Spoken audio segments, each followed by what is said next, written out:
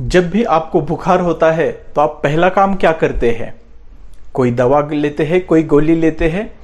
आज मैं आपको एक ऐसी बात बताऊंगा जो आयुर्वेद शास्त्र में बताई है कि ज्वर की, तरुण ज्वर की यानी नए ज्वर की अवस्था में करना जरूरी है, और जिससे इस ज्वर का या इस बुखार का आपके शरीर पर बुरा प्रभाव ना हो। नमस्कार, मेरा नाम है डॉक्टर स्नेहल कुमार रहाणे। मैं एक आयुर्वेद चिकित्सक और पंचकर्मा एक्सपर्ट हूँ, और इस चैनल पर हम लेकर आते हैं विशुद्ध आयुर्वेद से जुड़ी बातें, जिससे हम बना रहे हैं आपके लिए एक ऑनलाइन आयुर्वेद यूनिवर्सिटी, जिस पर आपको ग्रंथों का ज्ञान हो और आप आपका स्वास्थ्य अच्छा रख सके। तो आज के इस एपिसोड में हम बात करने वाले हैं कि वो कौन सी चीज है जो बुखार में सबसे पहले करनी चाहिए। जब भी किसी को बुखार आता है, शरीर थोड़ा भी गर्म लगता है, तो पहली बात लोग करते हैं वो लेते हैं एक गोली, जिससे ये बुखार कम हो जाता है। लेकिन आयुर्वेद शास्त्र की अगर माने तो ज्वर या जिसे बुखार हम कहते हैं, उसमें बुखार कम करने से भी ज्यादा जरूरी है इस बुखार का शरीर पर होने वाला प्रभाव हम टाल सके। क्योंकि बुखार ये सिर्फ एक बीमारी नहीं है, तो अलग अलग बीमारियों में भी एक लक्षण के तौर पर यह बुखार आता है। और अगर हम सिर्फ बुखार कम करते हैं तो ये बीमारी तो मिटती नहीं है, लेकिन हम हमारे शरीर में सिर्फ लाक्षणिक उपशय लेके, सिर्फ लक्षणों को कम करके बाकी बीमारियों को बढ़ावा देते हैं। तो जब भी आपको बुखार आता है तो पहली जो क्रिया है इसमें करनी चाहिए वो है लंघन। महर्षि चरक ने जब ज्वर की चिकित्सा लिखी है तो उसमें उन्होंने लिखा है कि लंघनम स्वेदनम कालो यवागु तिक्तको रसहा। पहला शब्द जो महर्षि चरक ने ज्वर के बारे में लिखा है या ज्वर की चिकित्सा के बारे में लिखा है वो है लंघन। लंघन का मतलब है कि कुछ न खाना। शरीर में जब भी कोई बीमारी बनती है तो उसका सबसे पहला कारण रहता है अग्निमांद्य। अग्निमांद्य मतलब हमारी भूख कम होना, हमारी पाचन क्षमता कम हो जाना, और इसी से शरीर में आम दोष की निर्मित होती है, शरीर में टॉक्सिन्स बढ़ते हैं और इससे अलग अलग बीमारियां बढ़ती है। तो जब भी शरीर में ज्वर आता है तो ये ज्वर भी आम दोष उत्पन्न होने से आता है, और जब हम इसे सिर्फ लाक्षणिक रूप से कम करते हैं तो ये शायद शरीर में दूसरा परिणाम कर सकता है। तो जब भी शरीर में ज्वर आता है या बुखार आता है तो पहली चीज करनी चाहिए वो है लंघन।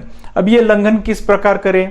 तो लंघन करना मतलब जब तक आपको भूख न लगे तब तक कुछ भी न खाना, और जब भूख लगे तो ऐसी चीज खाना जो पाचन में हल्की हो, जो जल्द से जल्द हजम हो जाए और जिसका भार आपकी पाचन संस्था पे ना हो। लंघन करने के लिए और एक चीज जरूरी है जिसे कहते हैं उष्णोदक यानी गर्म पानी।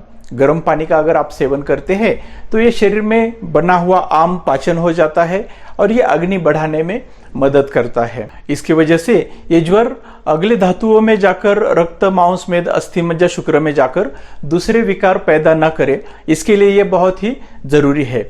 जब भी हम पेशेंट का कंसल्टेशन करते हैं, उनकी जांच करते हैं, तो ये ढूंढने का प्रयास करते हैं कि इनके धातुओं पर पहले बीमारियों का क्या असर हुआ है। आप जब भी हमसे ऑनलाइन कंसल्टेशन करते हैं तो हम तो आपसे यही सवाल पूछते हैं ना कि आपको पहले बीमारियां क्या होके गई है, छोटी बड़ी बीमारियां क्या होके गई है, आपकी भूख कैसे रहती है, आपकी पाचन शक्ति कैसे रहती है।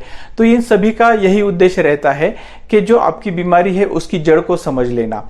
तो जब भी ज्वर को हम सिर्फ दबाते हैं, सिर्फ टैबलेट्स लेकर दबाते हैं और इसे कम करते हैं, तो ये आपको लक्षणों में तो उपशय देता है, लक्षण तो आपके कम करता है, लेकिन शायद शरीर में दूसरी भी बीमारियां बढ़ाता है।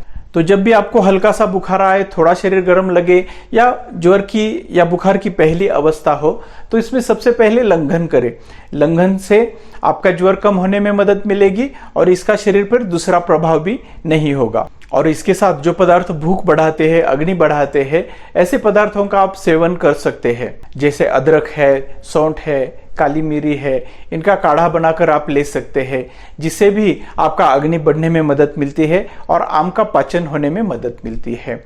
काफी बार हम देखते हैं कि जब भी अस्पतालों में लोग पेशेंट को मिलने जाते हैं तो हमेशा अपने साथ फल लेकर जाते हैं या कोई बिस्किट लेकर जाते हैं, लेकिन जब भी कोई बीमारी बनती है तो इसमें अग्निमांद्य रहता है। अग्निमांद्य इसका मतलब पाचन क्षमता कम रहती है। तो ऐसे समय में लंघन ही वो चीज है जो रुग्ण को ठीक करने में मदद करती है। तो इसलिए ऐसे समय में फल देना या मिठाई देना या बिस्किट देना, ये चीजें शरीर में बीमारियां बढ़ाने का काम करती है। तो रुग्णों का स्वास्थ्य अच्छा रहने के लिए उनका अग्नि अच्छा रहना जरूरी है, उनकी भूख और पाचन क्षमता अच्छी रहनी जरूरी है।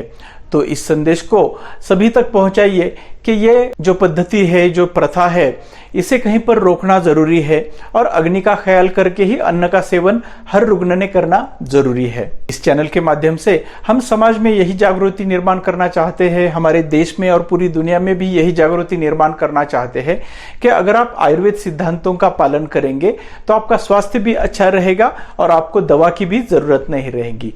तो ये छोटी छोटी बातें हैं जिन्हें हम फॉलो करके तो हमारा स्वास्थ्य अच्छा रख सकते हैं। तो इसी बात पर आपसे विदा लेता हूं।